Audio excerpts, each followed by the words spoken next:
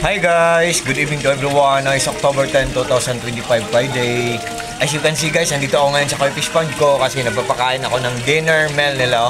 Look at them guys, they are still eating guys. Hindi pa naubos ang pagkain nila guys.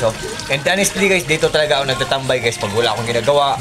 Kasi believe me or not guys, ang mga Koi Fish guys ay mga stress relievers. What I mean po, nakakawala po sila ng stress po. Believe me or not po.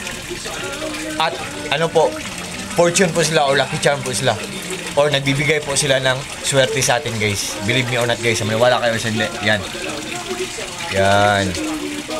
So, guys, sa lahat po ng mga fish keepers dyan, good evening, Daffy Fish Keeping.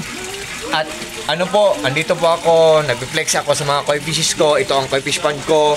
Simple, small, but terrible.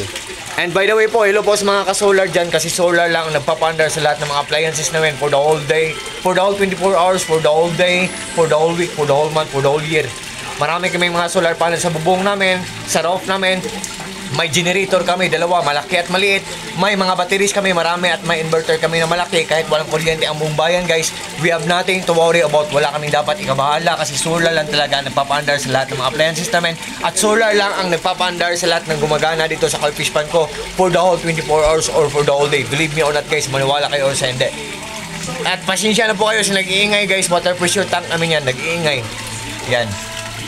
So, ito po ang Koi Fish Pond ko, ang filtration system ko, pinaglass ko para magandang tingnan, pinawilding ko para maghang, para magandang tingnan, at nilagyan ko pa ng mga ornamental plants guys, para mas magandang tingnan. Ang Koi Fish Pond ko maliit lang, pero maraming mga koi fishes kasi naniniwala ako sa kasabihan na the more the better, the more the happier, the more the merrier. Ang ibig sabihin nun, kung mas marami, mas masaya. So sa lahat ng mga friends ko dyan, thank you po sa trust nyo po sa akin, sa support nyo po sa akin. God bless us all and that's all. Good evening guys. God bless us all.